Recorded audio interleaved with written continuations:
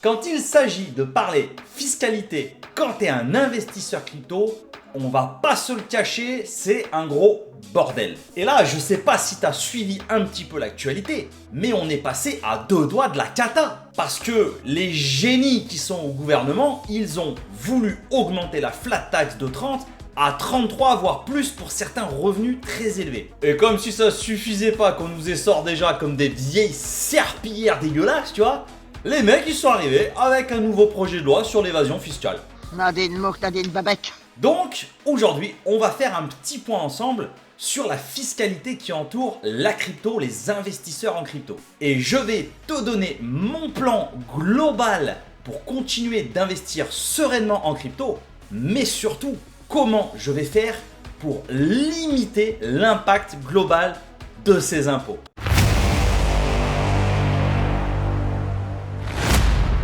Et bonjour à tous et bienvenue sur la chaîne d'un passionné crypto pour des passionnés crypto. Les amis, c'est toujours un plaisir de vous retrouver et aujourd'hui vraiment une bonne petite vidéo comme j'aime les faire parce que là on va parler un petit peu fiscalité, on va remettre un peu l'église au centre du village. Oui, tu sais, cette petite expression de boomer que je kiffe. Parce que là en ce moment il y a beaucoup d'informations qui circulent au niveau de la fiscalité, de l'imposition sur les plus-values en crypto et tu vas voir que c'est pas si compliqué que ça actuellement et que il n'y a pas de quoi s'alarmer quand je vois un peu tous les gens qui paniquent, ils sont c'est foutu, on va plus pouvoir investir en crypto, tonton, on fait quoi? Non, on est tranquille les gars.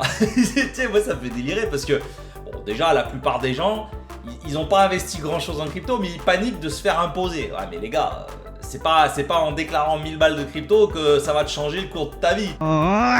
Donc là déjà il y a une notion importante à comprendre, c'est qu'il va falloir mettre en corrélation le niveau d'imposition avec ton investissement et les plus-values potentielles que tu vas faire derrière. Par contre, il est vrai que là on arrive sur une phase de bull run, même pour les personnes, j'ai envie de dire, qui n'ont pas forcément investi beaucoup d'argent, les plus-values peuvent être magnifiques. Calme-toi. Ah oui, et oui la team. Là, c'est ça un bull run. Des fois, on peut avoir des bonnes surprises, tu vois. Allez, avant de rentrer dans le dur de la fiscalité en crypto, je tenais à remercier le partenaire de cette vidéo qui est le site d'actualité gratuite Cryptonote. En gros, si tu cherches à avoir des informations quotidiennes sur l'actualité du Web3, que ce soit sur la blockchain Bitcoin, Ether, Solana, bref, tout l'écosystème crypto, et Cryptonote, c'est un peu le site où tu vas trouver tout ce que tu veux comme information. Tu vas également y retrouver des rubriques sur les NFT, des tutoriels, des vidéos des plus gros influx. J'y suis pas encore, mais peut-être qu'un jour ça arrivera. Et en plus, ils ont leur propre système de lancement de memecoin, donc tu as vraiment de quoi te faire plaisir sur Cryptonote. Donc si toi aussi tu souhaites me soutenir gratuitement, je te mets le lien en commentaire épinglé et dans la description de la vidéo. N'hésite pas, va y faire un petit tour et tu régales le tonton. Donc pour en revenir à cette histoire de fiscalité qui nous prend tous la tête, déjà il faut savoir la règle de base. La règle de base actuellement, au moment où je tourne cette vidéo, c'est une taxe sur les plus-values en crypto-monnaie qui est actuellement à 30%.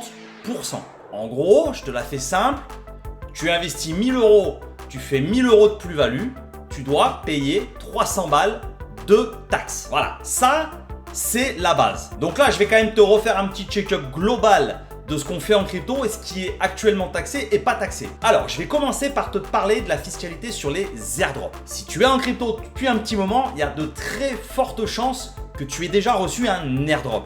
Et surtout pour les personnes qui sont sur Cosmos depuis un petit moment. Ah oui. Et oui, mais oui la team, hein? Cosmos Maxi, c'est Bibi. Ah, vous commencez à me connaître et pour ceux qui ne me connaissent pas encore, pensez à liker tout d'abord cette vidéo et abonnez-vous. C'est totalement gratuit, le petit bouton en bas, abonnez-vous à la chaîne YouTube, vous activez la petite cloche et comme ça vous ratez aucune de mes prochaines vidéos. Et pour en revenir à la fiscalité des airdrops, c'est très facile. Comme je te l'ai dit au début de la vidéo, la fiscalité en France, elle s'applique à partir du moment où tu convertis une crypto en euros. L'airdrop, tu vas le toucher forcément sous forme de crypto. Que ce soit du stablecoin ou que ce soit une crypto du protocole qui se lance, ça reste une crypto.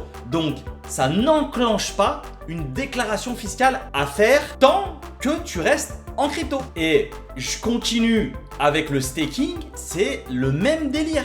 C'est-à-dire que le staking, tu vas utiliser tes cryptos pour générer un rendement, que ce soit par du staking en validateur comme on fait sur Keplr avec Cosmos, ou sur des pools de liquidité pour générer du rendement. Quoi qu'il en soit, à partir du moment où ton rendement il est fait en crypto, ça ne déclenche pas de déclaration fiscale à faire. Toujours pareil, tant que ces rendements et que ces rewards quelque part de récompenses de staking, tu les reconvertis pas en euros. Alors là où ça peut devenir un peu emmerdant, et bah ça va être quand tu vas vouloir cash out. Ce qu'on appelle cash out, c'est convertir des cryptos en euros et que tu veux ramener ça sur un compte bancaire. Donc là déjà, je t'annonce, ça va être une tanasse. Ah, Là, à un moment donné, ça va être le bordel. D'une part, déjà, pour ramener cet argent, si tu veux le ramener sur un compte bancaire, que ce soit comme la caisse d'épargne, comme le crédit agricole, ça risque de coincer parce que déjà, il va falloir les prévenir. No, God, please, no, no! Il va falloir leur dire, voilà les gars, là j'ai fait une plus-value en crypto, je vais ramener tant d'euros sur mon compte. Parce que si tu fais pas ça, il y a de très fortes chances qu'encore aujourd'hui, tu te sois emmerdé et limite qui te bloque ce virement, qui te bloque ce paiement. La deuxième chose qui peut être assez compliquée, eh bien, c'est de prouver la provenance des fonds. Parce qu'ils vont te dire, ok c'est bien beau monsieur Cabour, mais là vous envoyez 10 000 euros sur votre compte, d'où provient cet argent ? Ah, pourquoi tu me poses cette question? Quelque part, ferme ta gueule, quelque part. Comment avez-vous généré cet argent? Et des fois, si tu as généré cet argent avec un peu de staking, un petit peu d'airdrop, tu vois, des petits échanges, une petite plus-value par-ci par-là, ça peut devenir un bordel monstrueux. Et c'est pourquoi j'en viens tout de suite à la deuxième partie où là, je vais t'expliquer ma stratégie et je vais te donner un petit peu, eh bien, mon plan que je mets en place pour justement me servir de toutes les récompenses que je reçois, que ce soit en airdrop, en staking ou même par rapport aux plus-values que je fais sur certains projets. Comme ça peut déjà te donner une piste eh bien, pour savoir ce que toi aussi tu peux mettre en place pour gérer soit tes récompenses de staking, soit tes plus-values. Alors déjà, à ce niveau de la vidéo, tu dois avoir pas mal de questions qui te viennent à l'esprit. Donc n'hésite pas, j'ai un canal Telegram, un X et un Discord. Même si je suis beaucoup plus actif sur Telegram, vraiment n'hésite pas à rejoindre mes réseaux et tu viens poser tes questions et on sera là pour te répondre. Parce que j'ai vraiment la meilleure communauté de tout l'écosystème FR. Ouais, je sais, mais vraiment, viens voir, tu verras par toi-même. Donc déjà, il faut que tu saches une chose, c'est que tu n'as pas besoin d'un compte bancaire pour utiliser tes cryptos, dépenser tes cryptos et te payer des choses de la vie de tous les jours. Pour ça, il y a des solutions très simples qui sont mises en place par Visa et Mastercard. Le concept, ils te mettent à disposition une carte de débit. C'est pas une carte de crédit parce qu'en fait, il n'y a pas de compte bancaire rattaché à cette carte. Mais tu te KYC, tu fais ton identité, tu chopes la carte et en fait, tu peux envoyer directement tes cryptos sur cette carte et payer avec tes courses, ton resto, ton cinoche. Bref, des choses de la vie quotidienne. Donc là, déjà, tu as une bonne solution pour pouvoir dépenser tes cryptos sans passer par une banque. Bien entendu, ça implique que tu dois avoir un suivi de compte et faire ta déclaration, payer tes plus-values parce que tu viens de convertir des cryptos en euros, ça va de soi. Maintenant, moi j'ai mis en place un autre système qui permet vraiment de simplifier tout le bousin. Mais c'est super ça!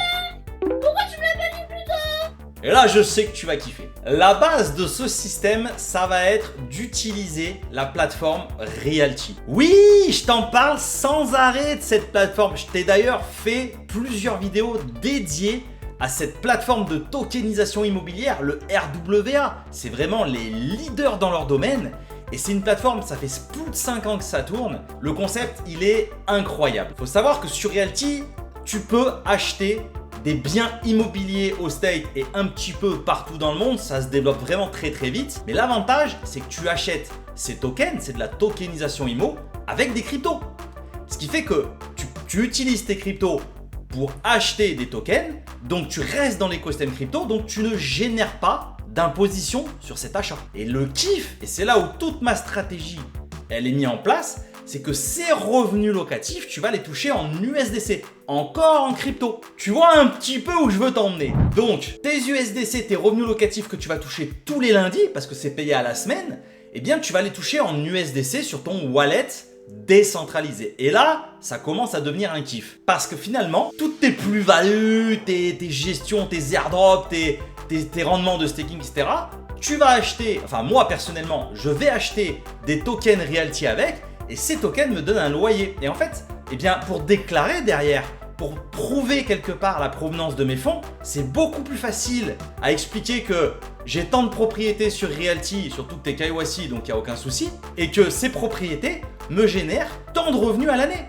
Et en gros, je te donne un exemple tout bête, mais si je génère 5000 € de revenus, 5000 $ en USDC de revenus à l'année, et ben en fait je prends ces 5000 $ et si je veux les convertir en euros, je les récupère, je les envoie sur mon compte bancaire ou sur ma carte crypto, mais quelque part pour la déclaration, j'ai juste à dire, c'est de la plus-value immobilière, je déclare la plus-value sur les 5000 balles, je paye bien entendu ma flat tax, et l'argent est justifié. Et j'ai pas à me prendre la tête. Je te laisse faire un peu le schéma dans ta tête.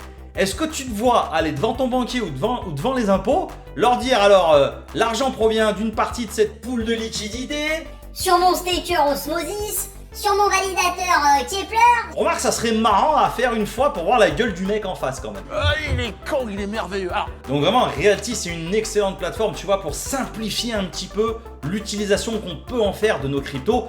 Je t'invite vraiment à aller jeter un œil à la plateforme, je te mets le lien en description, je suis partenaire avec eux.